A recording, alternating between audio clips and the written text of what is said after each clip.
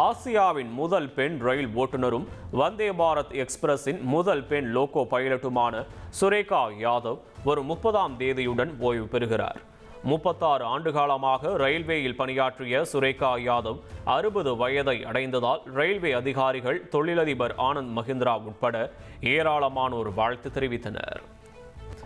பீகார் தலைநகர் பாட்னாவில் சாலையில் தண்ணீர் தேங்கிய பள்ளத்தில் கார் ஒன்று கவிழ்ந்து விழுந்து விபத்திற்குள்ளானது. காரில் 5 பேர் பயணித்த நிலையில் பொதுமக்கள் உதவியுடன் உடனடியாக வெளியேறியதால் அதிர்ஷ்டவசமாக உயிர் தப்பினர். உத்தரப்பிரதேச மாநிலம் சோன்பத்ரா மாவட்டத்தில் பெட்ரோல் நிலையத்தில் நிறுத்தி வைக்கப்பட்டிருந்த பேருந்து தானாக இயங்கி கார் மீது மோதியதால் பரபரப்பு ஏற்பட்டது. கார் பலத்த சேதமடைந்த நிலையில் அதிர்ஷ்டவசமாக யாருக்கும் பாதிப்பு ஏற்படவில்லை.